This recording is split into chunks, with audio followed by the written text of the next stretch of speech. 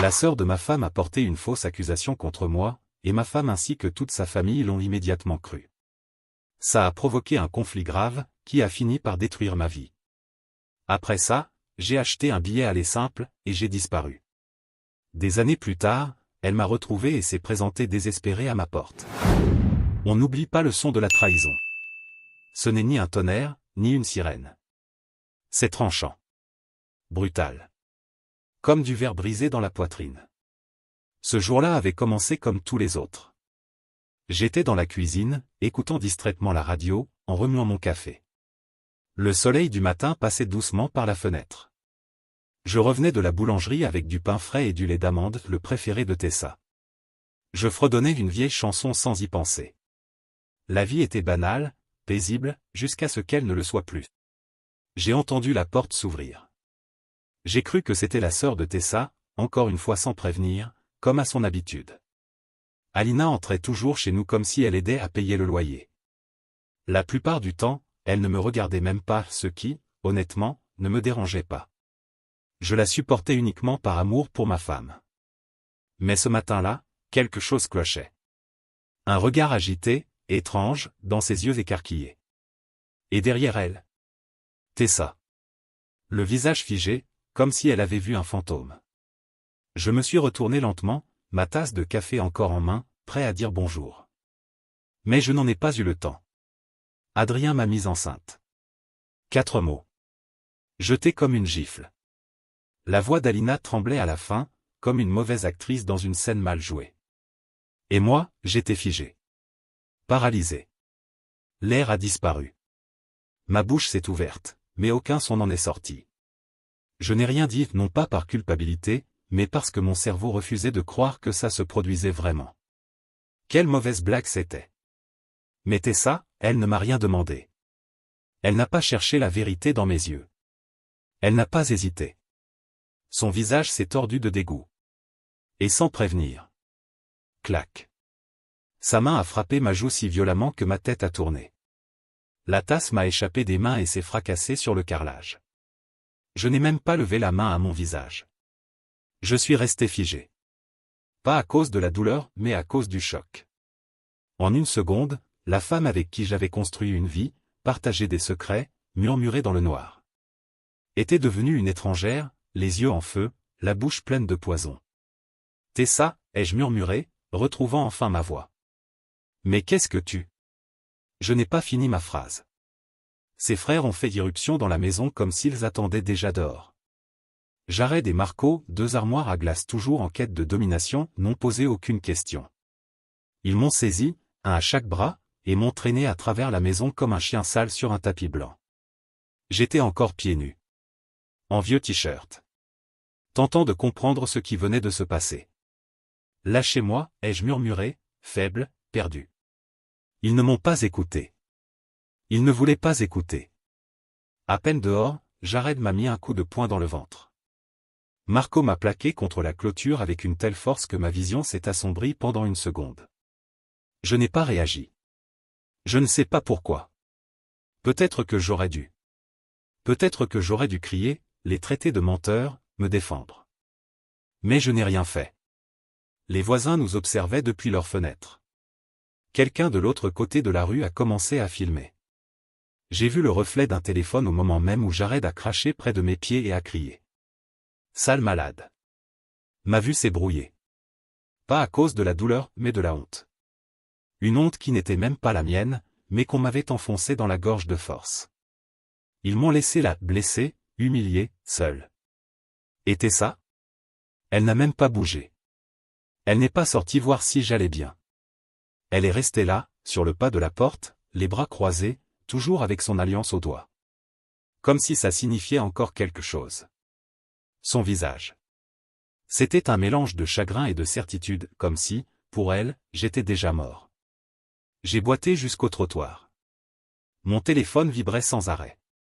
Des messages de gens à qui je n'avais pas parlé depuis des années. Des appels que je n'ai pas pris. Et franchement, je ne savais même pas quoi dire. Salut, c'est marrant, hein ? La sœur de ma femme m'accuse d'un truc immonde. Et apparemment, j'ai déjà été jugé, condamné et exécuté avant même d'avoir compris ce qui se passe. Je suis rentré. J'ai pris un sac à dos et j'ai commencé à y mettre mes affaires. Je n'ai fait aucun adieu. Je n'ai pas essayé de m'expliquer. Pourquoi faire? Il ne voulait pas la vérité. Il voulait un coupable. Un monstre sur qui cracher, pour mieux se sentir juste. Tu passes ta vie à croire que tu bâtis un foyer, que l'amour c'est la sécurité. Mais la vérité, c'est que certaines personnes te tournent le dos à la première occasion. Si c'est plus facile que de poser des questions difficiles. J'ai regardé la tasse brisée par terre. Puis mes mains tremblantes. Mes doigts étaient tachés de sang, je ne savais pas si c'était à cause des éclats ou des coups. Et à ce moment-là, ça n'avait plus aucune importance. J'ai pris une douche. J'ai bandé mes côtes avec une serviette. Et sur le miroir embué de la salle de bain, j'ai écrit une seule phrase avec du savon. Tu n'as même pas posé de questions. Et je suis parti. Sans crier. Sans discours dramatique. Juste un homme au visage tuméfié et au cœur vide, quittant une vie qu'il croyait réelle. Je ne savais même pas où j'allais. Je savais juste que je ne pouvais pas rester. C'est curieux, on pense toujours qu'on reconnaîtra l'instant précis où tout s'effondre. Qu'il y aura des sirènes, une voix intérieure. Mais parfois, il suffit d'un mensonge. Et d'un coup. Et ce coup n'a pas touché que mon visage, il a détruit une partie de moi qui ne reviendra jamais. On dit que la vérité libère. Mais seulement si quelqu'un est prêt à l'entendre. 2 jours plus tard, je suis entré dans une bibliothèque publique à la périphérie de la ville, juste pour consulter mes emails. Un truc simple, annuler des abonnements, changer des mots de passe. Mais j'ai vu l'objet d'un message. Notification de mise à pied administrative. C'était de mon entreprise. Je suis resté assis sur cette chaise en bois dur, la capuche tirée sur mes yeux, et j'ai lu le message 3 fois. Les mots ne changeaient pas. Face aux accusations graves circulant en ligne, la direction a décidé qu'il est dans l'intérêt de l'entreprise d'entamer une procédure de suspension pendant l'ouverture d'une enquête formelle. Quelles accusations? Je n'avais rien publié. Je n'avais parlé à personne. Juste aux pompistes et aux propriétaires du motel, qui voulaient juste savoir si ma carte bancaire passait. Mais la rumeur avait pris des ailes. Je suis allé sur les réseaux sociaux, que je n'utilisais presque jamais. Et c'était là. Un post. Sans nom, mais avec assez d'indices pour que n'importe qui nous connaissait comprenne. Homme marié. Belle-sœur. Scandale. Grossesse. Trahison. Justice.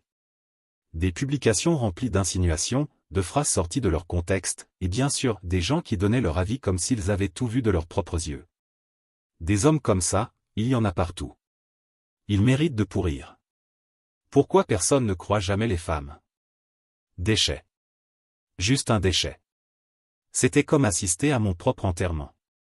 Un enterrement virtuel, où au lieu de fleurs, on te jette des pierres. Le 3e jour, j'ai reçu un message de mon propriétaire.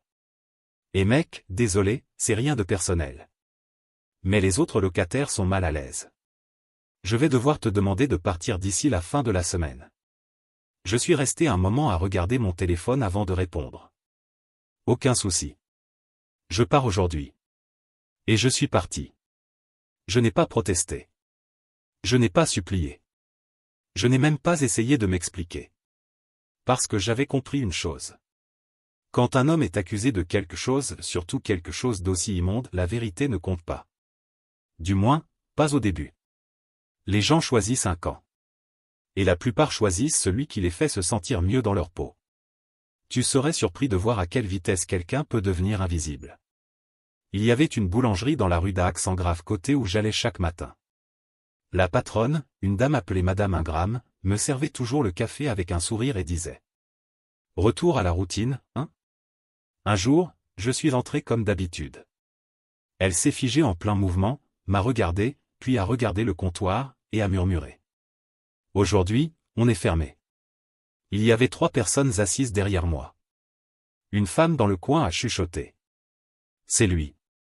Je suis sorti sans dire un mot. Le 5e jour, mon téléphone était devenu pratiquement un poids mort. Tessa m'avait bloqué. Sa mère, Héloïse, aussi. Et tous ses amis qu'on invitait pour les soirées vin et les anniversaires? Disparus.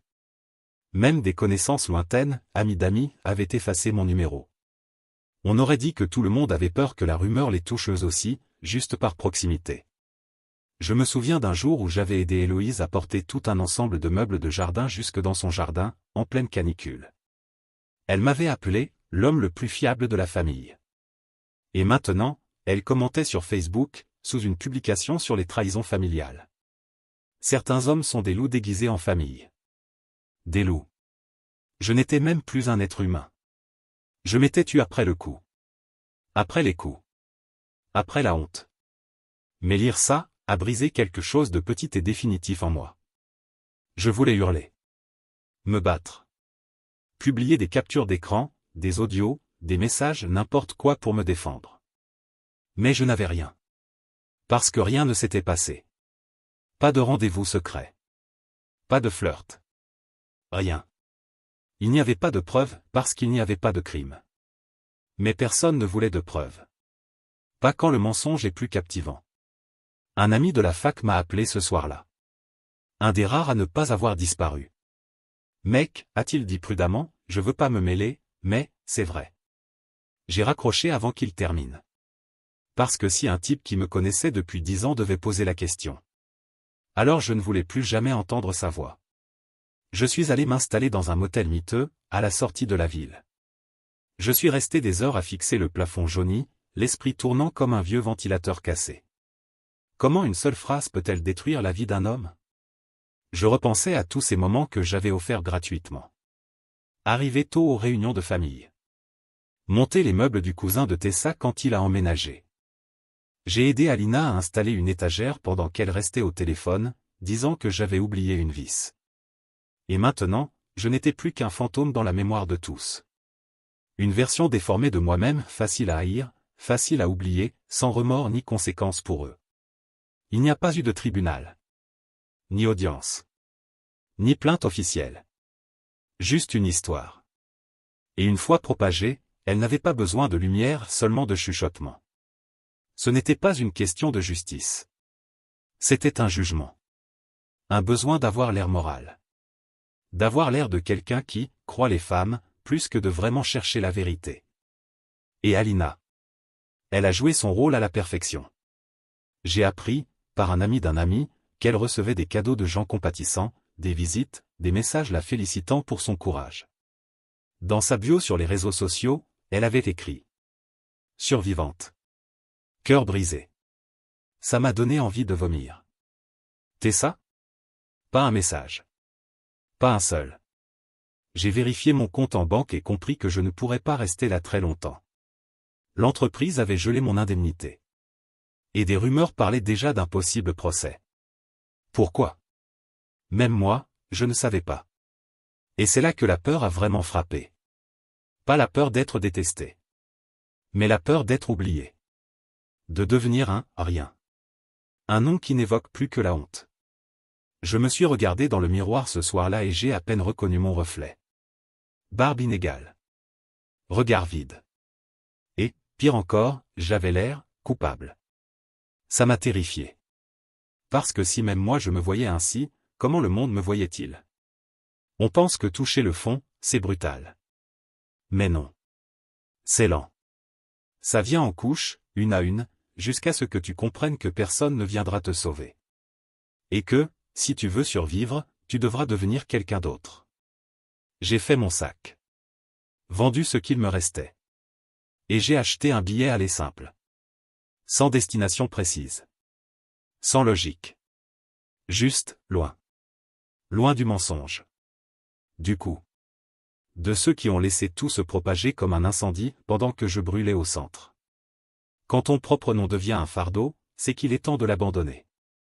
Ce matin-là, je suis entré dans une agence de voyage coincée entre une laverie et un prêteur sur gage du genre qu'on ne remarque même pas. La clochette a sonné, comme si elle n'avait pas retenti depuis des années. Une jeune femme derrière le comptoir a levé les yeux de ses mots croisés et m'a demandé. Quelle destination? J'ai hésité. N'importe où. Sauf ici. Ai-je murmuré. Elle a ri, croyant à une blague. Mais ce n'en était pas une. Je me fichais de l'endroit. J'avais juste besoin d'un billet. D'une direction. D'une chance de disparaître. À la fin de la journée, j'étais assis dans un bus, en route vers une ville dont je ne savais même pas prononcer le nom. Sous un faux nom. Avec un sac à dos contenant tout ce qu'il me restait. 2 tenues de rechange, une paire de bottes, mon vieil ordinateur portable, et un carnet en cuir marron rempli de croquis, de notes et de souvenirs de l'homme que j'avais été. Le voyage fut long et silencieux. Je me suis assis tout au fond du bus, regardant le paysage défiler par la fenêtre. Les immeubles devenaient des champs secs. Puis des forêts. Puis un littoral sans fin. À un moment donné, j'ai arrêté de compter les heures. Je n'ai pas dormi. Presque pas mangé. Je suis juste resté là, à regarder. À penser. C'est étrange. Le genre de silence qui suit l'explosion de ta vie. Ce n'est pas de la paix, du moins, pas au début. C'est une brume anesthésiante. L'absence de bruit qui laisse place à l'écho de la culpabilité et de la confusion. Je repassais tout en boucle dans ma tête. L'agression. Le mensonge. La vitesse à laquelle tout le monde m'a tourné le dos, comme s'il n'attendait qu'un prétexte pour me haïr. Et je me suis demandé. Est-ce qu'il voyait déjà quelque chose en moi que je ne voyais pas moi-même? Est-ce que j'étais trop silencieux? Trop serviable? Trop facile à oublier? Ce dernier point me hantait.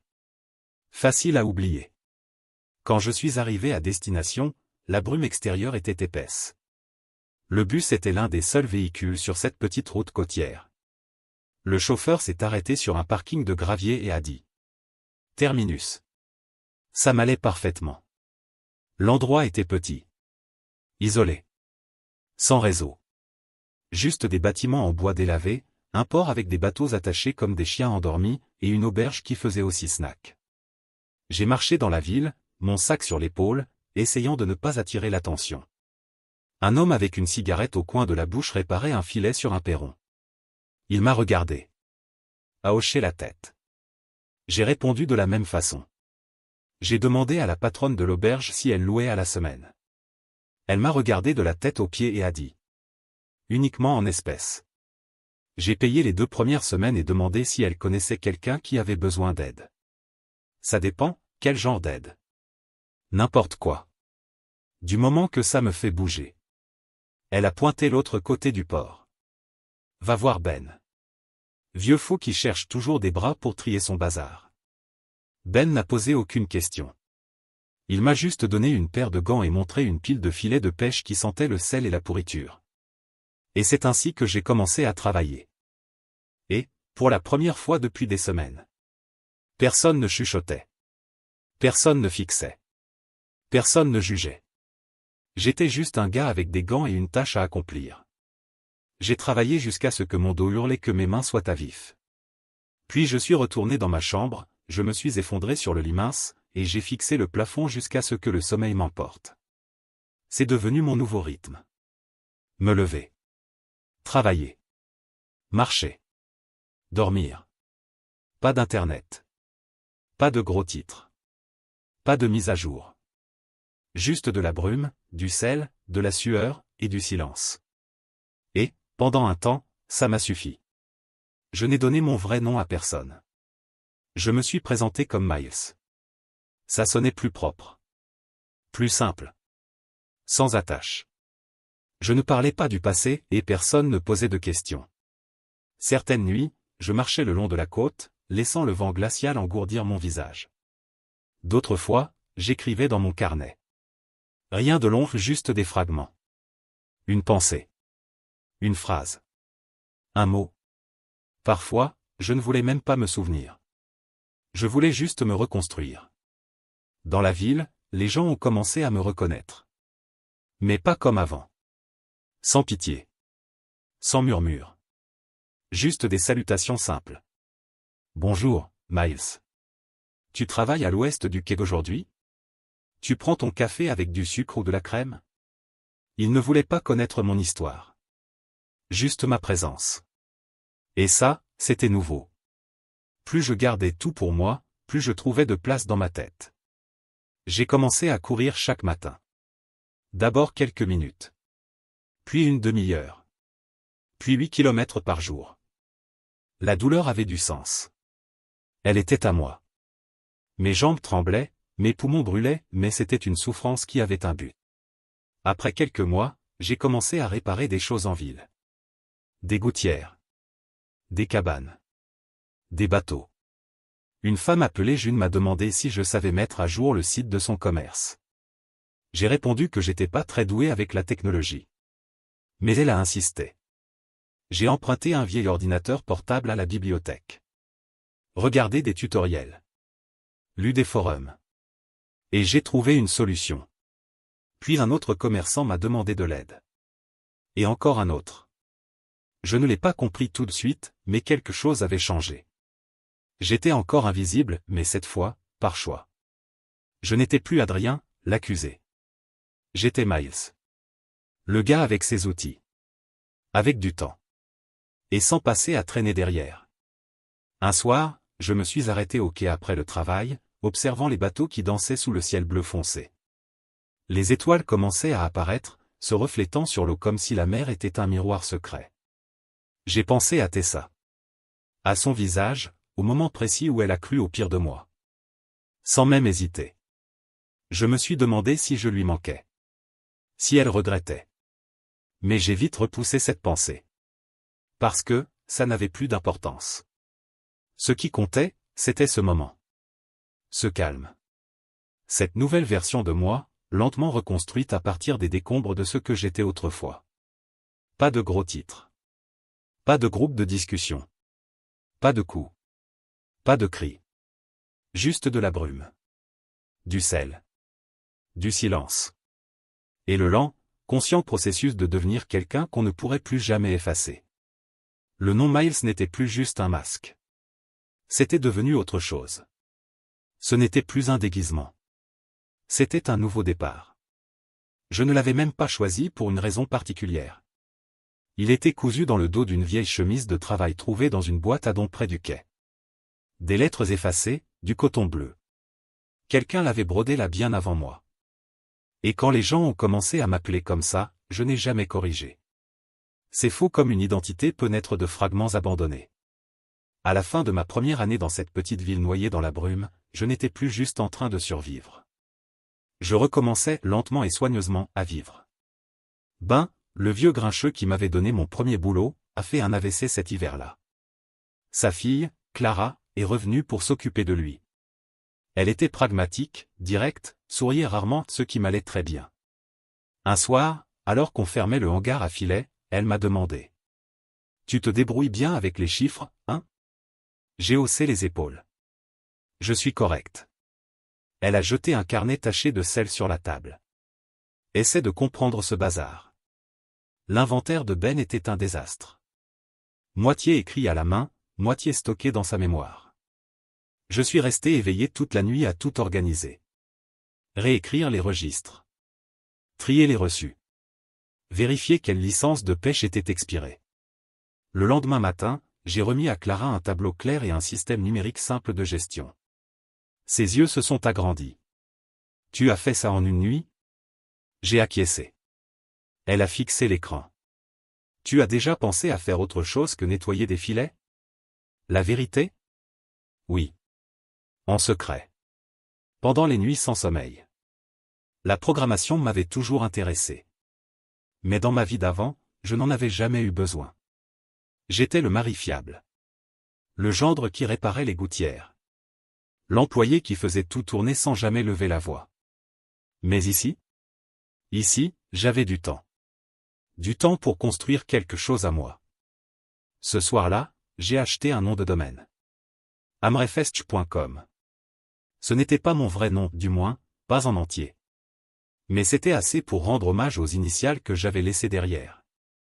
Et à l'homme que j'essayais de devenir. J'ai commencé petit. En créant des sites pour les commerces du coin. Le fleuriste. Un café. Une entreprise de location de bateaux.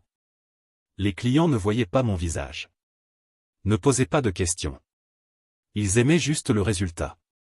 L'argent a commencé à entrer petit à petit. J'ai loué un petit atelier au bout de la ville, plancher en bois usé, fenêtres poussiéreuses. J'ai acheté un ordinateur d'occasion, une petite table pliante, une bouilloire électrique et un chauffage d'appoint. Ce n'était pas luxueux. Mais c'était à moi. Chaque vis que je serrais sur ce mur me rappelait. Je suis encore là. Je suis encore capable. Je suis encore en train de construire. Sans le vouloir, je suis devenu le gars de la tech, de la côte. La nouvelle s'est répandue. Un homme de 2 villes voisines est venu me demander de l'aide pour lancer une boutique en ligne de meubles artisanaux. Une prof retraitée voulait créer un blog. Une jeune mère voulait faire un site de recettes. Je n'ai jamais dit non. Je faisais payer un prix juste, pas bon marché.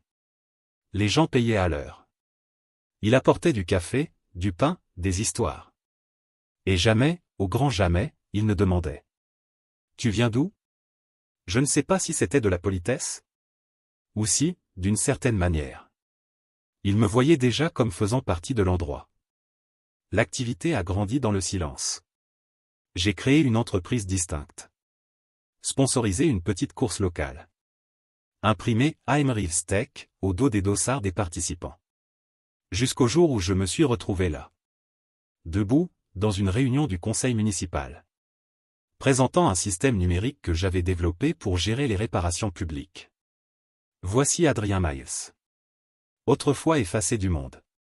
Désormais applaudi par une salle remplie d'inconnus, qui ne savaient rien du scandale qui avait failli m'enterrer vivant. Je suis sorti de cette réunion et j'ai marché jusqu'au bord du quai, juste au moment où le soleil se couchait derrière les falaises. L'eau brillait comme de l'or fondu. J'ai enlevé mes chaussures.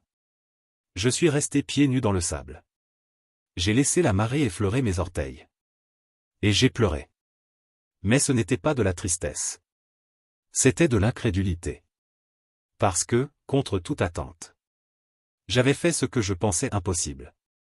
J'avais construit une version de moi-même que personne ne pouvait accuser, tordre ou détruire.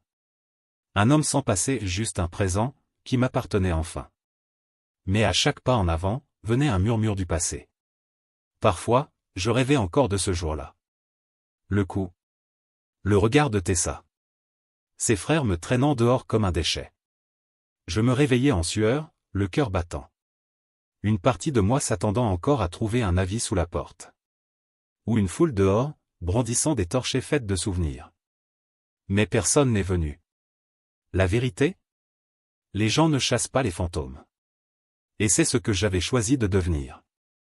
Et pourtant, j'ai gardé mes secrets près de moi. Le carnet où j'avais un jour griffonné ma douleur, était devenu autre chose. Maintenant, il contenait des plans, des maquettes, des checklists. Et, collé à l'intérieur de la couverture arrière avec un ruban adhésif noir usé. Il y avait une clé USB. Je l'emmenais partout avec moi. Elle contenait un enregistrement. Un enregistrement que j'avais reçu 6 mois après ma disparition, transmis par une connaissance d'une connaissance. Qui n'avait même pas idée du poids de ce qu'il m'envoyait. La voix d'Alina. En train de rire. De se moquer. D'avouer. J'ai dit que c'était lui parce que je détestais la façon dont tout le monde le trouvait parfait. Il me regardait comme si je n'étais rien. Alors j'ai fait de lui un rien. Je n'ai écouté ça qu'une seule fois. Je n'ai pas pleuré. Je n'ai pas crié. J'ai juste écouté. Puis j'ai sauvegardé une copie. Je l'ai rangée. Verrouillée. Et gardée près de moi. Pas pour me venger. Juste pour être sûr de ne pas avoir tout imaginé. Pour me rappeler que le monde avait vraiment été renversé à cause d'un mensonge. D'une femme jalouse. C'est étrange comme la guérison n'a rien à voir avec ce qu'on imagine. Je n'ai gravi aucune montagne pour hurler face au vent. Je n'ai pas brisé de mur. Je n'ai pas écrit de lettres de haine. J'ai juste continué à construire. Un site après l'autre. Un système après l'autre. Une victoire silencieuse à la fois. J'ai embauché 2 habitants du coin pour m'aider avec la surcharge de travail. Je les ai bien payés. Proposé des horaires souples. Quand on me demandait ce qui me motivait, je répondais. Je sais ce que c'est de se faire arracher la vie. Alors j'essaie d'en construire une que personne ne pourra me reprendre. C'était la seule vérité que je laissais filtrer. Parfois, j'entendais une voix de femme qui ressemblait à celle de Tessa. Ou quelqu'un mentionnait le nom d'Alina, et je me figeais un instant. Mais la ville avançait. Et moi aussi. Chaque fil que je réparais. Chaque bateau que j'aidais à numériser. Chaque mot de passe restauré. C'était un morceau de moi qui revenait. Mais pas l'ancien moi. Un nouvel homme. Sans rien à prouver à personne sauf à moi-même. Un homme appelé Miles. Et maintenant? La seule chose à laquelle je répondais. C'était mon propre reflet. Et je me souviens du son avant tout le reste. Ce n'était pas un coup ordinaire. C'était frénétique. Désespéré. Comme quelqu'un frappant contre le mur, réalisant que la porte était la seule sortie avant de se noyer. Mes mains se sont figées sur le clavier. J'étais en train d'écrire un email à un client à Zurich, en négociant les derniers termes d'une mise à jour système. Le curseur clignotait, attendant mes pensées. Mais j'étais déjà debout. J'ai regardé par la fenêtre. La pluie tombait en rideaux. Épaisse. Sauvage. Tranchant l'air de côté, le genre de tempête qui transforme les rues en rivières. Le vent hurlait, comme s'il pleurait quelque chose. Un éclair a éclaté au-dessus de moi quand je me suis approché de la porte. 3 coups. Plus fort. Une voix étouffée. Mais familière. Ma main s'est figée sur la poignée. Et puis, j'ai entendu. Adrien, s'il te plaît. Sa voix s'est brisée sur la deuxième syllabe. Un effondrement doux sous la pression. Elle ne sonnait plus comme avant. Fatiguée. À vif. Mais encore, inconfondablement elle. Tessa. J'ai ouvert la porte lentement. Pas par hésitation. Mais parce que je ne savais pas ce que j'allais trouver de l'autre côté. Pour être honnête. J'avais déjà imaginé ce moment. Pas souvent. Mais assez pour savoir à quel point ma guérison dépendait encore du fantôme d'elle traversant mon passé. Elle était là. Trempée. Les cheveux collés au visage. Les yeux grands ouverts, chargés de quelque chose entre la culpabilité et le deuil. Les bras croisés contre elle-même, comme si elle essayait de se retenir de l'intérieur. « S'il te plaît, je sais que tu es là », murmura-t-elle, la voix tremblante. Je n'ai pas répondu. Je ne bougeais pas. On restait là, à se regarder. Tandis que la tempête rugissait autour de nous. Je me suis dit à quel point elle semblait petite. Et à quel point, autrefois, j'aurais couru pour la faire entrer, lui sécher les cheveux, l'envelopper dans une couverture. Mais cet homme-là. Celui qui la protégeait de tout. Il ne vivait plus ici. Elle a tendu la main. Touché le montant de la porte comme si ça pouvait l'ancrer. Je t'ai cherché, dit-elle. Pendant des années. J'ai haussé un sourcil. Pas par surprise, mais parce que je ne faisais plus confiance à rien qui commençait par cette phrase. J'ai fait un pas de côté. Elle a hésité.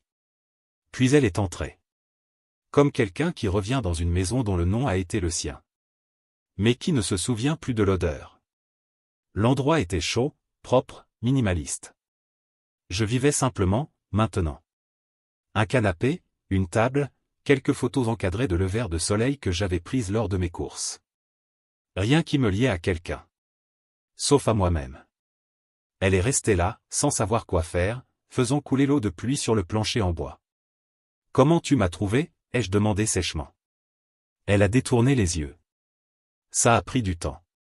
Beaucoup de fausses pistes. J'ai dû engager quelqu'un. Quand j'ai compris, quand j'ai su la vérité, il fallait que j'essaie. J'ai observé chaque geste.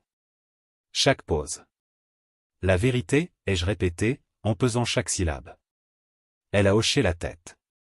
Les larmes ont commencé à se former mais refusaient de tomber.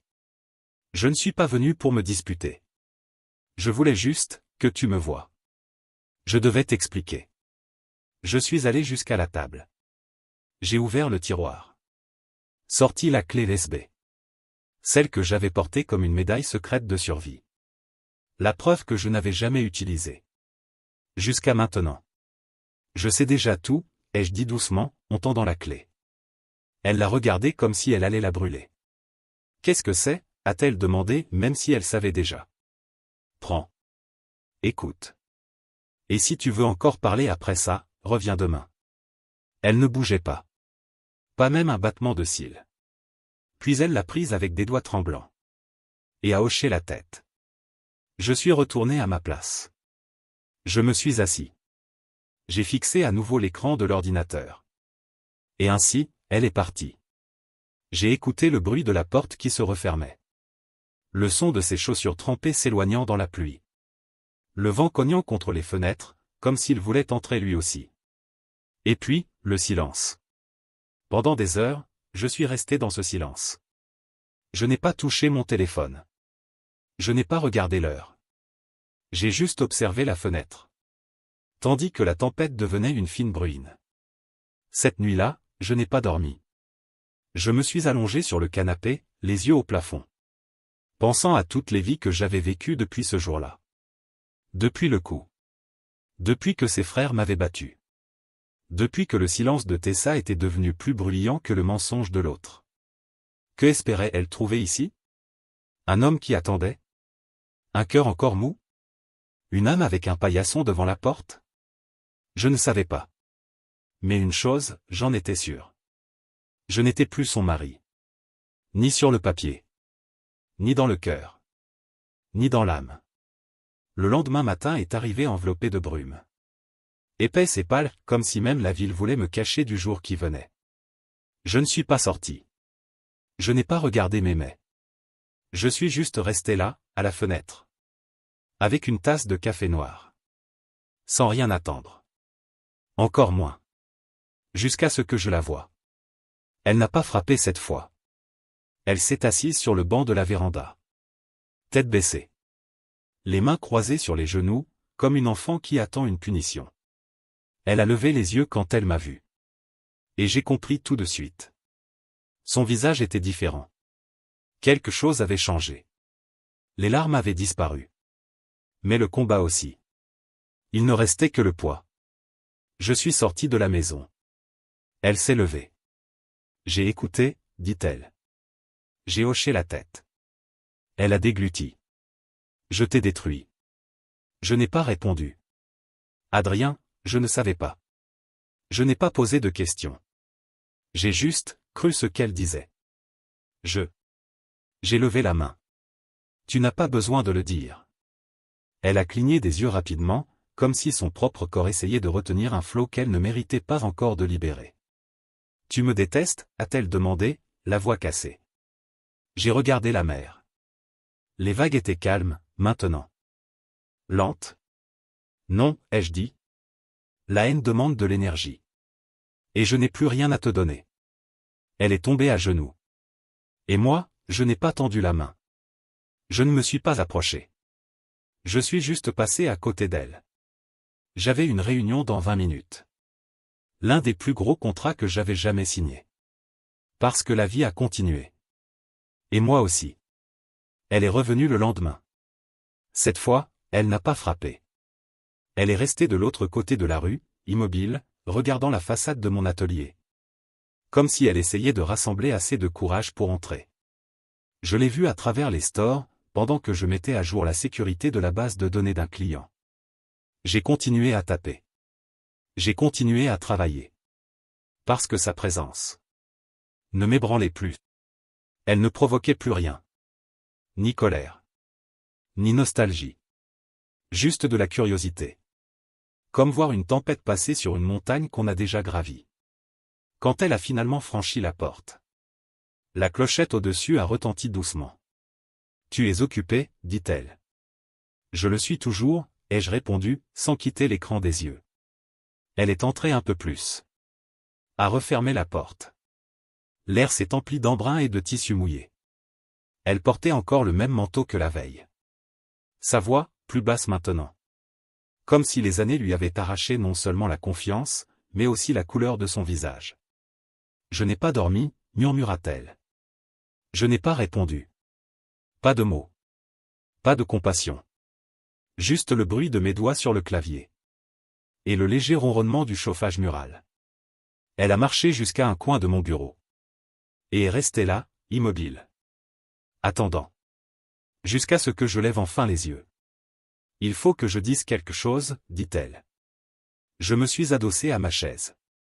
J'ai fait un simple signe de tête. Je ne savais pas qu'elle avait enregistré, murmura-t-elle.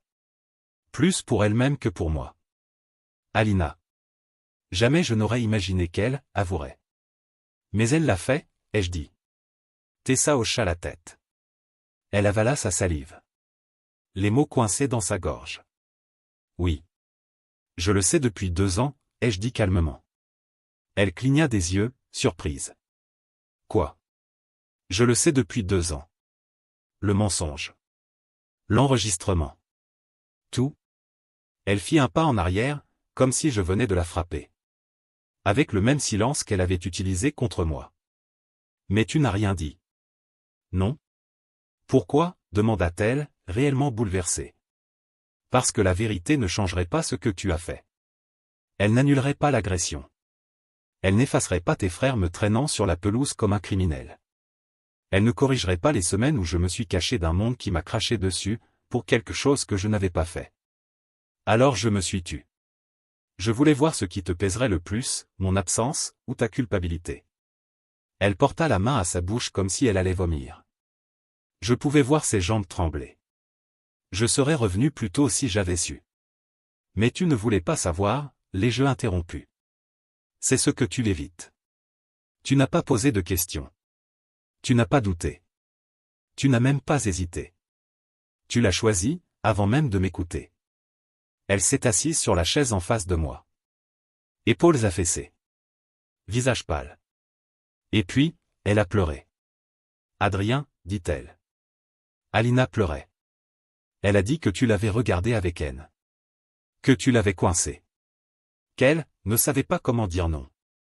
Mes yeux se sont plissés. Et ça a suffi pour que tu penses que je méritais d'être détruit. J'avais peur, éclata-t-elle. Je ne savais pas quoi croire. Moi non plus, ai-je répondu, glacé. Elle ouvrit la bouche, puis la referma. Ses yeux brillaient, mais, elle ne pleurait plus. Tu n'es pas revenu pour la vérité, ai-je dit. Tu es revenu parce que tu as tout perdu. Elle s'est recroquevillée. Ça faisait mal. Et c'était censé faire mal. Je me suis penché en avant, voix neutre. Je sais pour ton divorce. Je sais que ta famille t'a tourné le dos. Que ta mère a dit que c'était un vieux scandale et t'a dit de passer à autre chose. Je sais que Jared a été exposé pour cette histoire à l'école. Et que l'entreprise de Marco a fait faillite. Je sais, parce que je me suis tu. Et pendant que je me taisais, la vérité a pris des jambes. Et elle a marché toute seule. Sa bouche tremblait, mais elle ne disait rien. Tu n'es pas revenu par remords, ai-je continué. Tu es revenu parce que tu avais besoin de quelque chose. Pour te sentir propre à nouveau. Non, murmura-t-elle. Ce n'est pas vrai. Si, ça l'est, ai-je répondu. Et c'est pas grave. Je ne suis pas en colère pour ça. Je vais juste pas te donner ce que tu es venu chercher. Elle me regarda, confuse. Et qu'est-ce que tu crois que je suis venu chercher, demanda-t-elle. La rédemption, ai-je dit. Une clôture. Peut-être même un pardon.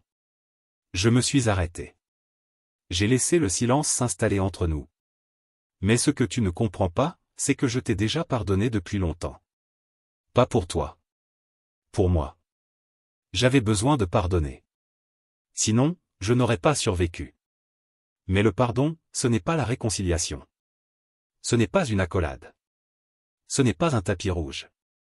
C'est juste le moment où j'ai arrêté de porter tes fautes comme si c'étaient les miennes. Ses épaules tremblaient. Elle a couvert son visage avec ses mains. Et, pendant un instant, elle est juste restée là. À s'effondrer. Sans maquillage. Sans public. Sans mise en scène. Juste une femme. Ensevelie sous ses propres erreurs. Quand elle a relevé les yeux vers moi, sa voix était plus basse que jamais. Tu crois qu'un jour, on pourrait réparer ça? J'ai penché la tête. Et j'ai souri. Pas avec colère. Juste avec la vérité. Non, ai-je dit. Elle hocha lentement la tête. Je comprends, murmura-t-elle. Je le mérite. Personne ne mérite d'être accusé de quelque chose qu'il n'a pas fait, dis-je fermement. Mais j'ai survécu quand même. Les gens font des erreurs. Le problème, c'est que tu as fait le tien, et tu m'as laissé en payer le prix, seul. Nous sommes restés assis là encore 1 minute. Pas un mot. Juste la respiration. L'espace. Et toutes ces choses invisibles qui ont vécu entre nous trop longtemps. Elle s'est finalement levée, a réajusté son manteau. Je vais partir maintenant, dit-elle. J'ai simplement hoché la tête. Prends soin de toi, dis-je. Elle a ouvert la porte et s'est retournée une dernière fois. J'espère que tu trouveras le bonheur, dit-elle. Je l'ai déjà trouvé, ai-je répondu. Et je le pensais vraiment. Elle est partie. Sans supplication. Sans promesse. Sans histoire tordue. Juste la vérité, et le silence. Et l'homme qui avait survécu aux deux. Je ne sais pas combien de temps elle est restée là, sur mon porche, le lendemain. Mais quand je suis finalement sorti, elle était déjà assise sur le banc, le dos droit, les mains jointes sur ses genoux comme une enfant attendant son jugement. Elle ne m'a pas regardé tout de suite. Ses yeux restaient fixés sur l'allée de gravier menant de mes marches à la rue. Je suis resté debout à la porte, l'air du matin encore frais de la brume nocturne. Les oiseaux chantaient là-haut. La ville commençait à se réveiller. Des joueurs de foot matinaux, des travailleurs du port criant leurs salutations au-dessus de l'eau. Mais tout ce que je pouvais entendre, c'était le silence entre nous. Ce vieux silence familier. Celui qui autrefois réconfortait, mais qui maintenant s'étirait, tendu, comme un fil entre deux falaises. Elle a finalement levé les yeux. Et quelque chose avait disparu de son regard. De l'orgueil. Peut-être de l'espoir. Peut-être le dernier morceau de l'histoire qu'elle s'efforçait de garder en vie dans son esprit. Je l'ai entendu, dit-elle. Je n'ai pas répondu. Elle continua, la voix plus basse. J'ai écouté sa voix, encore et encore. Je pouvais voir ce qu'elle ne voulait pas dire. Et ça, d'une certaine manière, me faisait encore plus peur. Ça ne ressemblait pas à elle, dit-elle presque en chuchotant. Et c'est ça qui m'a le plus terrifié. Ce que j'entendais là n'était plus la version d'Alina que je connaissais. Ou peut-être que c'était la seule version réelle d'elle. Et je n'avais jamais voulu voir ça. J'ai fait un pas en avant, mais je ne me suis pas assis. Je ne lui devais pas de réconfort. Je ne me devais qu'à moi-même une conclusion. Elle a regardé le plancher en bois, comme si elle se rappelait quelque chose de lointain. Elle riait, dit Tessa à voix basse. Juste en riant, comme si elle avait réussi le tour le plus intelligent du monde. J'ai hoché lentement la tête, parce que pour elle, c'était exactement ça. Elle m'a enfin regardé, et son visage, mon Dieu, son visage. Portait des années. Des années de déni. À avaler un mensonge si profond qu'il était devenu une partie d'elle. Et maintenant, ce mensonge avait été découpé, chirurgicalement, par la vérité. Et tout ce qui restait, c'était du tissu cicatriciel. Elle a dit qu'elle l'a fait parce que tu l'as regardée comme si elle n'était rien. Elle était en colère parce que je ne voulais jamais de son attention. J'ai simplement dit. Elle a confondu la simple décence avec du rejet. Elle a voulu me punir de ne pas être ce qu'elle avait besoin pour se sentir spéciale. Tessa ferma les yeux. Elle me détestait aussi, dit-elle. Je le sais, je crois que c'est ça que je ne voulais pas accepter. Que ce n'était pas seulement à propos de toi. C'était à propos de nous deux, de ce que nous avions, de ce que nous représentions pour elle. C'est possible, ai-je dit. Mais ça ne change pas ce qu'elle a fait. Ni ce que tu as fait ensuite. Elle frissonna. Et je vis sa poitrine se soulever alors qu'elle prenait une respiration lente. Je me demande, murmura-t-elle. Si elle n'avait jamais avoué. Si cet enregistrement n'avait jamais existé. Est-ce que je l'aurais su? Est-ce que j'aurais continué à vivre avec cette version de toi qu'elle avait peinte? La version que j'ai contribué à rendre réelle? C'était ça, la question, non? Et je le savais à la façon dont elle l'avait dite. Elle connaissait déjà la réponse. Tu es revenu parce que l'illusion s'est effondrée, ai-je dit. Pas parce que tu cherchais la vérité. Tu es revenu parce que tu n'avais plus rien à quoi t'accrocher. Elle ne contesta pas. Je me souviens, dit-elle, la voix plus forte maintenant. Du jour où tout est arrivé. Je le rejoue sans cesse dans ma tête. Tu tenais un café. Tu avais l'air calme, confus. Mais je ne l'ai pas vu à ce moment-là. J'ai juste vu un problème à régler. Et ce problème, c'était toi. J'ai regardé l'eau, là-bas, au port. La lumière du matin commençait à briller sur les vagues.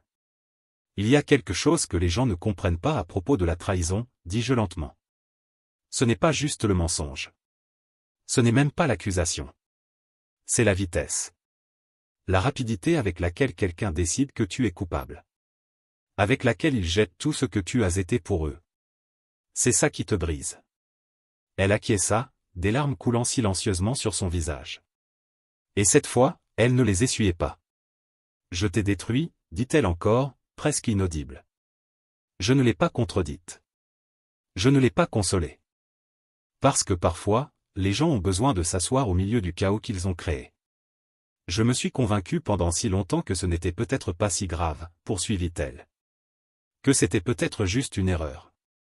Mais entendre sa voix se moquer, si fière de ce qu'elle avait fait. Ça a détruit toutes les défenses que j'avais construites pour me protéger. Elle se leva lentement, comme si le poids de sa confession l'écrasait tout entière. Je ne suis pas ici pour réparer quoi que ce soit, dit-elle. Je sais que ce n'est pas possible. Je ne suis pas ici pour te demander pardon non plus. Je ne le mérite pas. J'avais juste besoin de te regarder dans les yeux après avoir entendu cet enregistrement. Parce que j'avais besoin que tu vois que maintenant, je sais. Je l'ai regardé, vraiment. Et ce que j'ai vu, ce n'était pas la femme que j'avais aimée. Ce n'était pas l'épouse qui riait de mes tentatives désastreuses de cuisiner ou glisser ses pieds glacés sous mes jambes la nuit. Cette femme était partie le jour même où le mensonge était né. La femme devant moi était une étrangère qui avait traversé le feu, ces mots, et en était sortie brûlée. Mais peut-être, enfin, honnête. Il n'y a plus rien à reconstruire, dis-je. Elle acquiesça. Je sais. Elle descendit du perron et se retourna une dernière fois. Pour ce que ça vaut, j'espère que la vie que tu t'es construite maintenant t'apporte la paix. Parce que tu la mérites, Adrien. J'ai laissé son nom flotter un moment dans l'air avant de répondre. Elle me l'apporte, dis-je simplement. Et puis je suis rentré chez moi et j'ai fermé la porte derrière moi. Sans colère, sans rancune, juste, une fin. Il n'y aurait pas d'amour ravivé, pas d'excuses théâtrales, pas d'étreinte sous la pluie. Ce que l'enregistrement avait révélé, ce n'était pas seulement le mensonge d'Alina. Il avait révélé ce qui avait toujours existé entre nous. Le doute, la distance. Un type d'amour qui s'effondre au premier choc, parce qu'il n'a jamais été assez solide pour survivre à la vérité. Et moi, j'avais survécu sans elle. Sans aucun d'eux. Parce que parfois, la seule façon de récupérer ton nom, c'est d'arrêter de demander aux autres de bien l'écrire. Je pensais qu'après l'enregistrement, après la confrontation finale, ce serait la dernière fois que je la verrais. J'imaginais qu'elle retournerait au décombre de son ancienne vie, disparaîtrait dans le chaos qu'elle avait contribué à créer, et voilà. Mais Tessa n'est pas partie. Elle est restée. Pas chez moi, même pas dans ma rue, mais dans la ville. D'abord, elle a loué une petite chambre chez la propriétaire de la pension, qui l'a aidée à s'installer. Ensuite, elle a loué un espace chez Clara, au hangar des filets, qui l'a vu acheter des provisions avec les mains tremblantes. Je ne suis pas allé la voir. Je n'ai pas demandé pourquoi elle était restée. Je ne voulais même pas le savoir. Mais j'ai remarqué. Elle ne marchait pas la tête haute. Il n'y avait plus d'arrogance, seulement du silence, comme quelqu'un qui essaie de ne pas déranger l'air autour d'elle. Elle a commencé à faire du bénévolat à la clinique municipale, à aider au nettoyage de la plage après les tempêtes, puis à donner des cours de soutien aux enfants après l'école. Je l'observais de loin, pas par curiosité pour une éventuelle rédemption. Mais parce qu'une partie de moi essayait de comprendre pourquoi je ne ressentais plus de colère. Elle n'a pas essayé de se rapprocher de moi. Elle n'a plus frappé à ma porte. Elle s'est juste glissée dans le monde que j'avais construit avec soin, en silence. Comme si elle savait qu'elle marchait sur quelque chose de fragile et sacré qui ne lui appartenait pas. Au début, les habitants ne savaient même pas qui elle était pour moi. Et elle ne l'a pas dit. Mais dans une petite ville, la mémoire est longue et les chuchotements encore plus. Certains ont fait le lien. Certains sont venus me parler en privé. Ça te dérange, qu'elle soit là? Ma réponse était toujours la même. Elle n'est pas à moi pour que je puisse la faire partir. Elle est juste là. Il hochait la tête. Et c'était tout. Un après-midi, je l'ai vue au marché. Elle tenait un sac de pommes à la main, riant doucement avec une des dames qui vendait du miel. Le soleil frappait ses cheveux, et pendant une seconde, un souvenir de celle qu'elle avait été un jour a traversé mon esprit. Mais c'est passé. Elle m'a vu. Et au lieu de me faire signe ou de sourire, elle a juste hoché la tête. J'ai hoché la tête en retour. C'était notre nouveau langage. Sans mots, sans plaies ouvertes. Juste une reconnaissance. Comme deux voyageurs qui, un jour, ont partagé le même chemin. Mais qui suivent maintenant des directions opposées. Les semaines ont passé. Puis les mois. Elle est devenue une partie de la ville comme moi. En la méritant. Sans rien demander. Juste en faisant ce qu'il fallait faire. Les gens ont cessé de poser des questions sur elle, et sont revenus à me parler de mon travail. Les clients ont augmenté. J'ai embauché un troisième développeur. J'ai acheté de meilleurs équipements. J'ai même commencé à donner des conférences à l'université locale sur l'identité numérique et la résilience en ligne. Je ne parlais jamais de mon passé. Mais chaque mot venait de lui. Et malgré tout, dans les nuits silencieuses, je n'arrivais pas à me débarrasser de la douleur d'une seule question. Serait-elle revenue, si Alina n'avait pas avoué? La réponse pesait toujours dans mon ventre comme une pierre. Non. Elle ne serait pas revenue. Son retour ne venait pas de la foi. Il venait des ruines. Et le pardon, aussi noble soit-il, ne répare pas ça. Je pouvais lui pardonner d'avoir été humaine. D'avoir été naïve. Pour avoir pris une décision sous pression. Mais je n'arrivais pas à oublier que, quand tout s'est effondré, elle m'a laissé tomber en premier. Elle a choisi de croire un mensonge plutôt que l'homme qui la tenait dans ses bras les pires nuits. L'homme qui avait pris soin de sa mère quand elle s'était fracturé la hanche. Celui qui dessinait des cartes du monde avec ses doigts sur son dos et rêvait les yeux fermés. Je ne ressentais plus de haine. Mais je ne faisais plus confiance non plus. Et la confiance, c'est quelque chose que le pardon ne peut pas reconstruire. Un après-midi, alors que le soleil se cachait derrière le phare, elle s'est approchée pendant que je fermais l'atelier. Le ciel était d'un violet meurtri, et les vagues léchaient doucement le quai. « Ça te dérange ?» demanda-t-elle, en désignant le banc en bois près des marches. J'ai haussé les épaules. C'est un banc public. Elle s'est assise à côté de moi, pas trop près. Je ne cherche pas à te reconquérir, dit-elle à voix basse. Je sais, répondis-je. Je voulais juste te remercier. Ça m'a surpris. Pourquoi? De ne pas avoir dit à tout le monde qui j'étais. De m'avoir laissé exister ici sans traîner ton histoire attachée à moi comme des chaînes.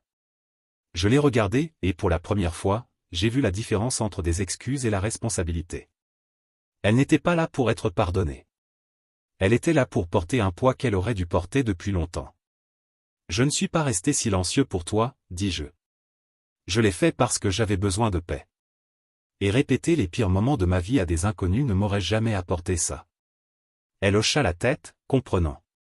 Je ne t'ai jamais demandé ce jour-là, quand je t'ai frappé, quand tout a commencé. Elle hésita, cherchant ses mots.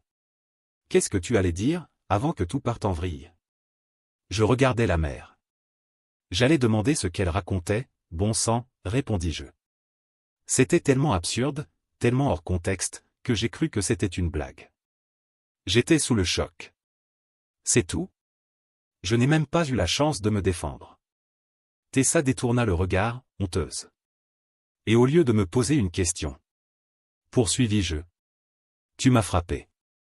Tu les as laissés me traîner dehors. Tu as laissé faire. Je sais, murmura-t-elle. Et tu vas devoir vivre avec ça, dis-je.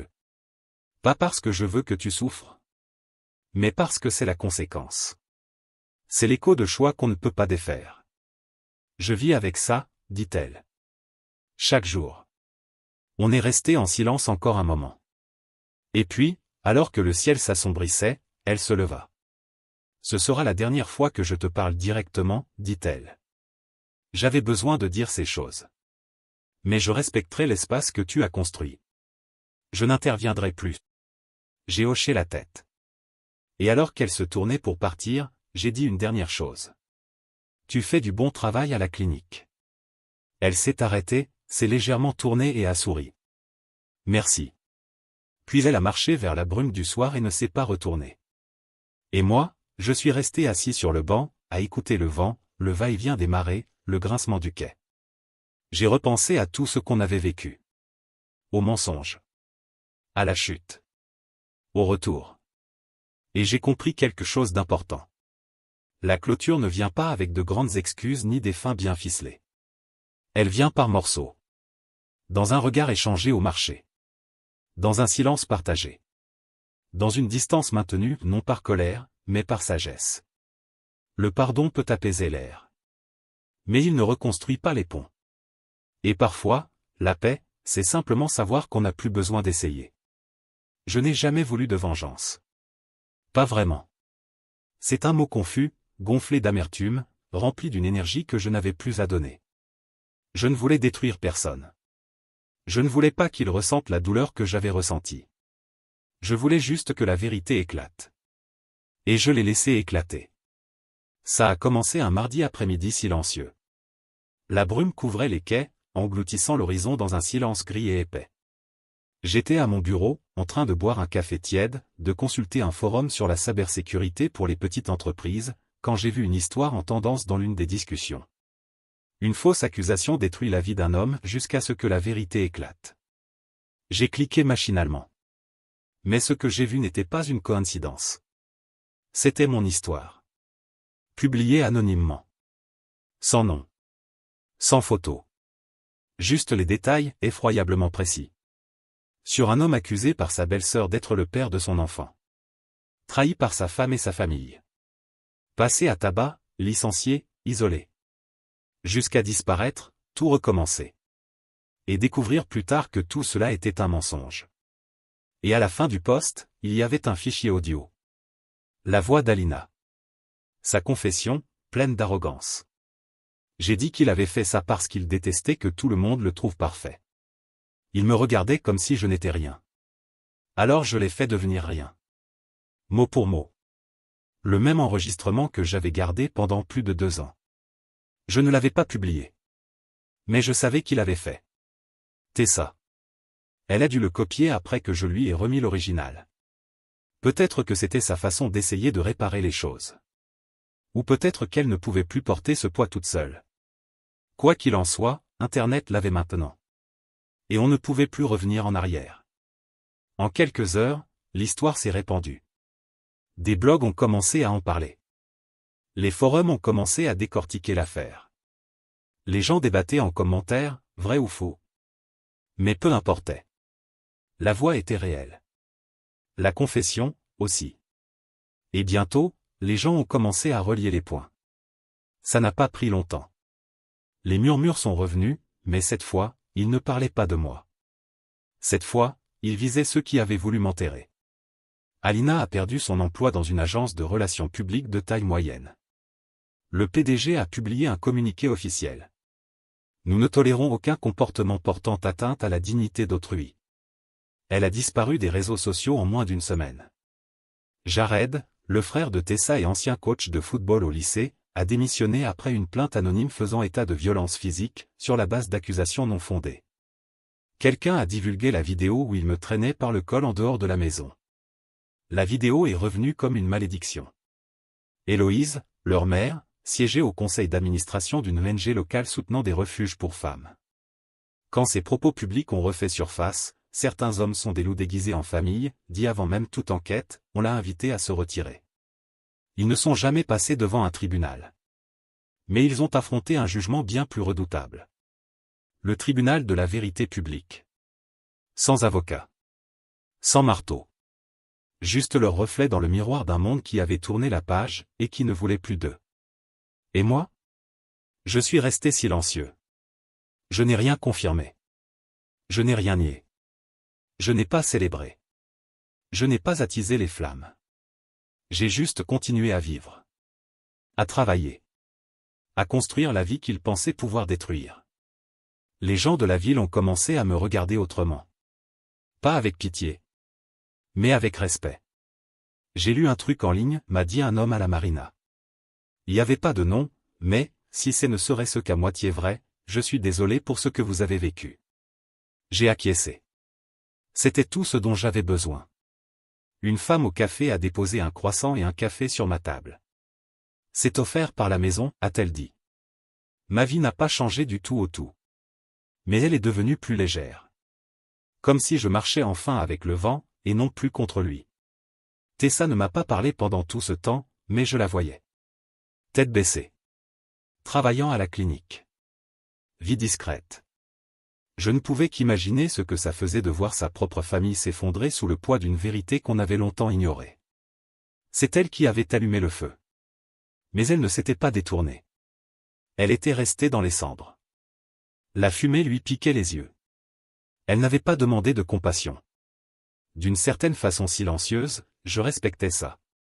Un matin, j'ai reçu une lettre par la poste. Pas d'expéditeur. Pas d'écriture manuscrite. Juste quelques mots tapés à l'ordinateur, sur une feuille blanche immaculée. Tu n'avais pas besoin de faire les choses comme tu l'as fait.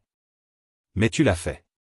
Tu as laissé la vérité respirer au lieu de t'en servir comme une arme. Je ne mérite pas ta bonté. Mais merci de ne pas nous avoir détruits quand tu en avais parfaitement le droit. Je le comprends maintenant. J'ai plié la feuille et l'ai rangée dans le tiroir avec les autres. Pas parce que j'avais besoin de la relire. Mais parce que je voulais me souvenir. Parfois, la justice ne vient pas avec fracas. Elle vient dans le silence. Dans une vérité impossible à nier. Et parfois, cela suffit. Beaucoup pensent que la justice est bruyante. Qu'elle réclame une scène, un verdict, une foule debout. Mais ce que j'ai appris durant ces semaines, c'est ceci. La justice peut être un murmure. Un post en ligne. Un enregistrement libéré. Un simple hochement de tête de quelqu'un qui avait douté de vous. La justice ne punit pas toujours. Parfois, elle se contente de révéler. Et une fois révélée, les gens ne peuvent plus détourner le regard. Ils doivent vivre avec ce qu'ils voient. C'est ce qui est arrivé à Alina. À Héloïse. À Jared. Ils n'ont pas été arrêtés. Ni condamnés à une amende. Mais le monde les a vus. La vérité les a vus. Et surtout, ils se sont vus eux-mêmes. Un soir, peu avant la fermeture, un adolescent est entré dans mon atelier. Il devait avoir 17 ans. Nerveux, agité, passant d'un pied sur l'autre. « C'est toi le gars qui a construit le bloc de vérité ?» a-t-il demandé. J'ai froncé les sourcils. Quoi? Il a bafouillé. Cette histoire en ligne, le mensonge, le type qui disparaît, mais revient plus fort. C'est toi, hein? Je n'ai pas répondu. Mais je n'en avais pas besoin. Il a hoché lentement la tête. Je voulais juste dire que cette histoire m'a beaucoup aidé. J'ai failli abandonner cette année. Les gens croyaient que j'avais fait quelque chose que je n'avais pas fait. Et j'ai commencé à y croire moi aussi. Il a sorti quelque chose de son sac. Un carnet de croquis. Ma prof nous a demandé de dessiner quelque chose qui nous redonne de la force. J'ai dessiné ça. Il m'a montré une page. Un homme sans visage, debout au milieu de la tempête, des éclairs derrière lui, les pieds bien ancrés au sol. La légende disait, la vérité ne recule pas. Je l'ai regardé longtemps. Puis je me suis levé, lui ai serré la main et j'ai dit. Accroche-toi à cette force. Ne les laisse jamais réécrire qui tu es. Il est parti avec un sourire. Et je me suis assis à mon bureau, envahi par une sérénité étrange, presque douce. C'est à ce moment-là que j'ai compris pourquoi je n'avais jamais publié l'enregistrement moi-même. Pourquoi j'avais attendu. Pourquoi j'avais reconstruit avant tout. Parce que la justice, ce n'est pas seulement qu'ils sachent ce qu'ils ont fait. C'est que toi, tu saches qui tu es. Peu importe ce qu'ils ont dit. Il existe deux types de personnes dans le monde. Celles qui sont façonnées par ce qu'elles vivent. Et celles qui choisissent qui elles deviennent après. Je croyais faire partie des premières. À l'époque, je m'efforçais d'être bon, fiable, utile. Je pensais que si j'aimais assez, donnais assez, pardonnais vite. Les gens autour de moi finiraient par me voir. Qu'ils resteraient à mes côtés. Mais quand la tempête est arrivée, ils n'ont pas serré ma main. Ils l'ont lâchée. Et je suis tombé. Mais le truc avec la chute. Parfois, on atterrit sur du solide. Sur soi-même. Aujourd'hui encore, je me lève tôt. Pas parce que je suis hanté. Mais parce que j'aime le silence avant que la ville ne s'éveille. Je prépare mon café lentement. Je regarde la brume matinale glisser sur le port. Je ne prends pas mon téléphone tout de suite. Je ne lis pas les gros titres. Je ne cours pas après les nouvelles. Je m'assois simplement, je respire. Et je me rappelle. La paix ne vient pas des alertes de dernière minute. Elle vient de l'absence de besoin d'être vue. Je marche jusqu'en ville la plupart des matins. Pas parce que j'en ai besoin. Mais parce que j'en ai le droit. Les gens me saluent maintenant. Des saluts simples. Sans méfiance. Sans jugement. Il m'a fallu des années. Mais je l'ai gagné. Pas en prouvant mon innocence. Ni en criant ma version de l'histoire. Mais en vivant d'une manière qui rendait le mensonge sans importance. Parfois, je passe devant la clinique et j'aperçois Tessa derrière la vitre. Souvent penchée sur un clipoard ou en train de s'occuper d'un enfant. De temps en temps, nos regards se croisent. Et quand ça arrive, on se salue. Rien de plus. Rien de moins. Elle a tenu sa promesse.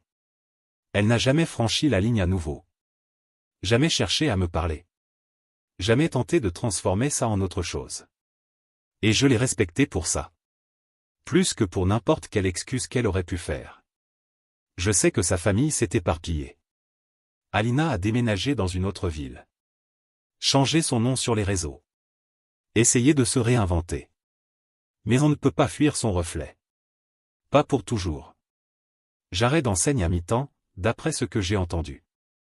Héloïse passe la plupart de ses journées à voyager. Peut-être à la recherche d'endroits où personne ne reconnaît son visage. Et moi? Je suis resté. J'ai construit. Aujourd'hui, je possède 3 immeubles en ville. J'en ai loué un à un couple qui a lancé un studio de podcast. Un autre à un fournisseur d'équipements nautiques. Mon entreprise de tech fonctionne presque entièrement en ligne maintenant. Avec des clients dans 6 pays, et ça continue de grandir. Je ne me suis jamais trop promu. Je n'en ai pas eu besoin. Le travail parle. Tout comme la vérité a parlé. Mais voilà ce que personne ne t'apprend quand ta vie brûle jusqu'au sol. La guérison n'est pas bruyante. Elle ne vient pas avec des banderoles, des tonnerres ou des applaudissements. Elle est silencieuse, subtile. Elle se manifeste dans les instants ordinaires. Boire du thé en codant. Choisir une nouvelle chaise pour le bureau. Aider un inconnu à monter des cartons dans un escalier. Un après-midi, environ 1 an après que l'histoire ait explosé en ligne. Une école locale m'a contacté. Ils organisaient un programme jeunesse sur l'éthique numérique et la résilience. Ils m'ont demandé d'intervenir. Pas parce qu'ils connaissaient mon histoire. Mais parce qu'ils voyaient la vie que j'avais bâtie. Et pensaient qu'elle pouvait inspirer les élèves. J'ai accepté. Quand je suis entré dans la salle, une douzaine de jeunes visages me fixaient. Certains anxieux. D'autres ennuyés. Quelques-uns seulement curieux. J'ai raconté mon parcours. Version édulcorée. Je n'ai pas parlé de trahison, ni de diffamation. J'ai parlé de recommencement. De tout perdre. Et choisir d'apprendre au lieu de s'effondrer. Un garçon m'a demandé. Comment on fait pour arrêter de haïr ceux qui ont ruiné notre vie? J'ai souri. On n'arrête pas, ai-je répondu. On arrête juste de leur faire de la place dans notre tête. On arrête de porter leurs actions comme si elles faisaient partie de notre identité. On devient si grand.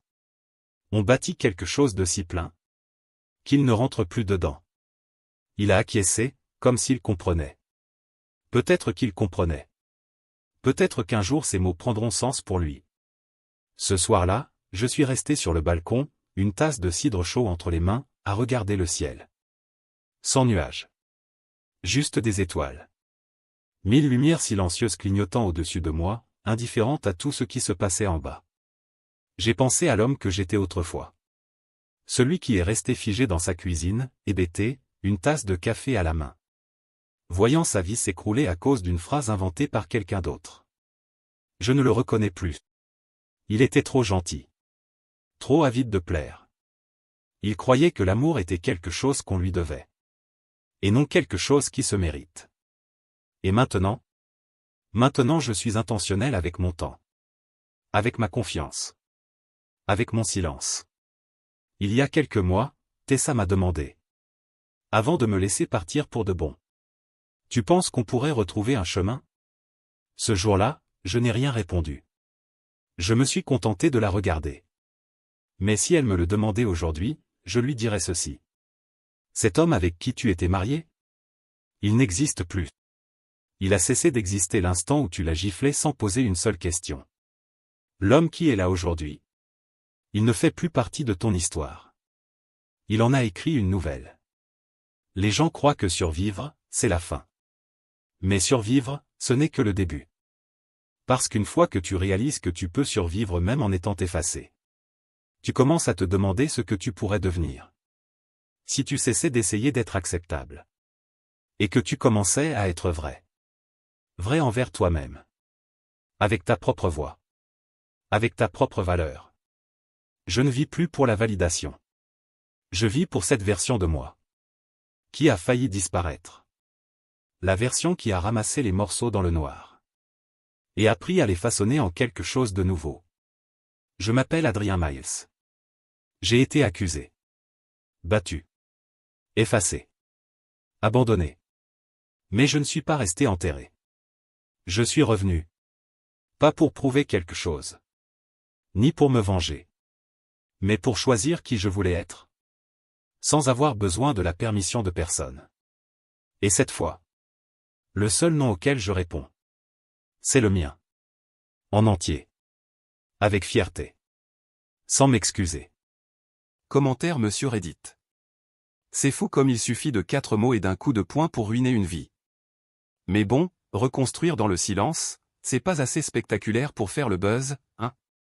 Si vous pensez que la vérité mérite plus qu'un simple murmure, laissez un like, commentez, et abonnez-vous. Parce que parfois, c'est tout ce qu'un amas.